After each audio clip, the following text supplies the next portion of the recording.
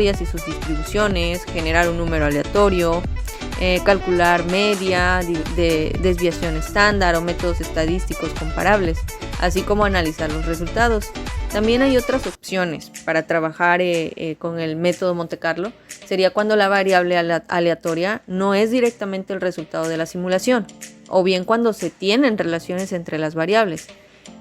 Para esto se deben seguir ciertos pasos generales, como diseñar el modelo lógico de decisión, especificar distribuciones de la probabilidad para las variables aleatorias, incluir posibles dependencias entre variables, calcular el resultado del modelo, repetir el proceso hasta tener una muestra estadísticamente representativa, calcular media o desviación estándar y por último sería también analizar los resultados. Encontramos sobre este mismo tema las variables aleatorias. Bien, ¿qué es una variable aleatoria? Se le denomina una variable aleatoria a una variable X, que puede tomar un conjunto de valores con probabilidades. El problema crucial de la aplicación del método Monte Carlo es hallar los valores de una variable aleatoria con una distribución de probabilidad dada por la función, a partir de los valores de una variable aleatoria uniformemente distribuida en el intervalo, proporcionada generalmente por algún generador de números aleatorios. Existen diferentes tipos de variables. Dentro de ellas encontramos las discretas, las continuas y las paramétricas. Dentro de las discretas, una variable aleatoria es representada mediante una distribución discreta de probabilidad. Puede tomar un valor de entre un conjunto de valores, cada uno de los cuales tiene asignada una determinada probabilidad de ocurrencia. En las continuas, es representada mediante una distribución continua de probabilidad. Puede tomar cualquier valor dentro de un rango determinado. Y en las paramétricas, la distribución se ajusta a la descripción matemática de un proceso aleatorio que cumple con determinados supuestos teóricos. También encontramos el siguiente punto, son funciones de distribuciones de probabilidad. Bien, toda variable aleatoria posee una distribución de probabilidad que describe su comportamiento. Si la variable es discreta, es decir, si toma valores aislados dentro de un intervalo, su distribución de probabilidad especifica todos los valores posibles de la variable junto con su probabilidad de ocurrencia. Si la variable es continua, es decir, cuando la variable puede tomar cualquier valor de un intervalo, la distribución de probabilidad permite determinar las probabilidades correspondientes a subintervalos de valores. En la siguiente tabla se muestra algunas de las funciones de distribución de probabilidad más comunes. Ahora bien, en el análisis de riesgos, muchas veces las distribuciones de ciertas variables o parámetros no son conocidas, por lo que generalmente se representan con las más generales, como son las normales, triangulares o uniformes. El siguiente punto es interpretación de resultados. La simulación de Monte Carlo se basa también en las iteraciones del modelo propuesto. Cuantas más iteraciones se hagan, más preciso será. Sin embargo, el esfuerzo computacional también será mayor.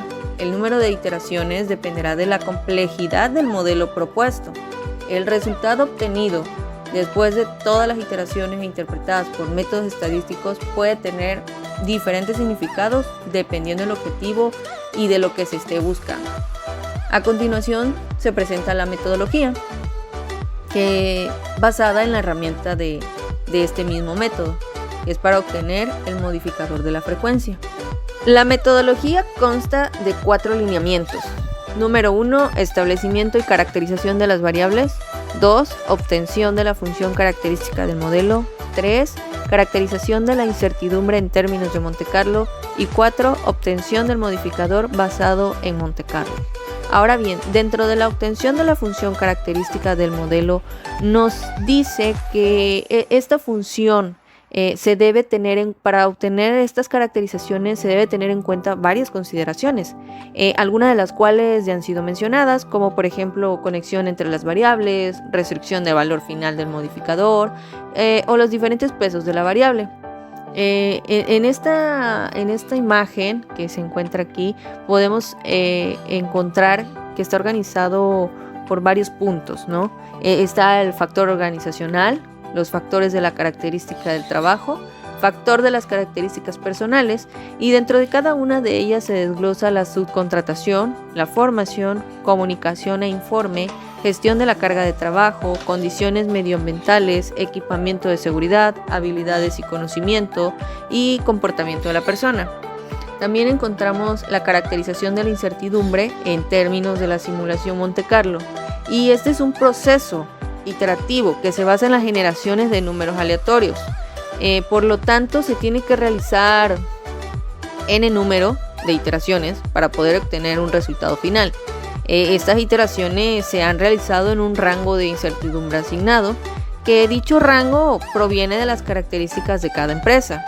Para poder obtenerlo, se ha creado un método de evaluación del comportamiento de las empresas a partir del cual se han determinado los rangos de incertidumbres necesarios para poder continuar con la metodología propuesta.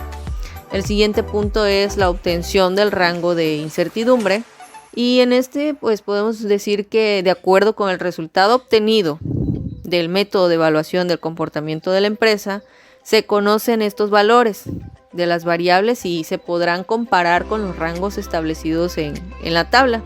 Es un ejemplo. De esta manera a cada variable se le asignará un rango.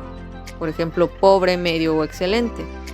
Por ejemplo, en la tabla se muestran las diferentes iteraciones para las 3 variables correspondientes al factor organizacional.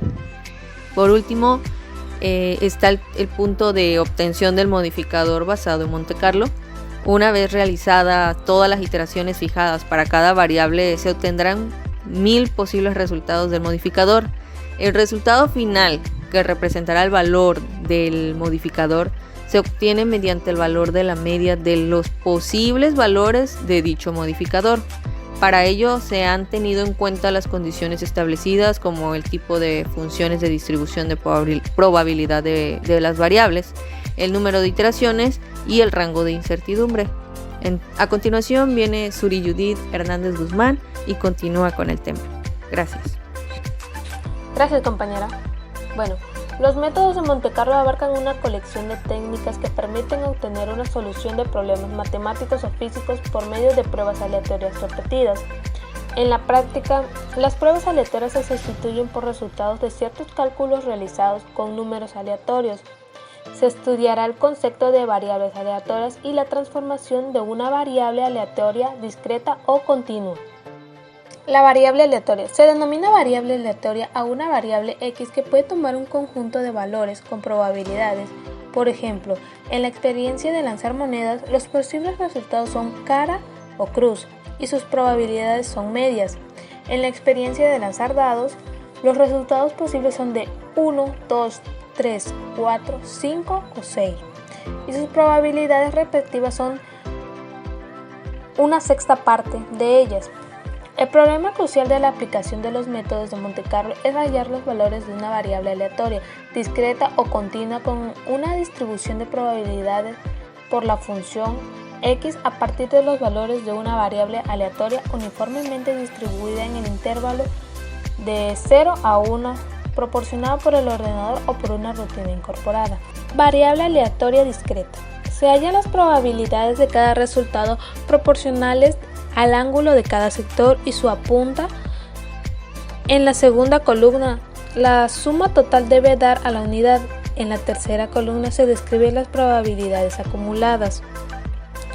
Se sortea un número aleatorio y uniformemente distribuido en el intervalo de 0 a 1. El resultado del sorteo se muestra en la figura en el eje X y sitúan los distintos resultados que hemos demostrado.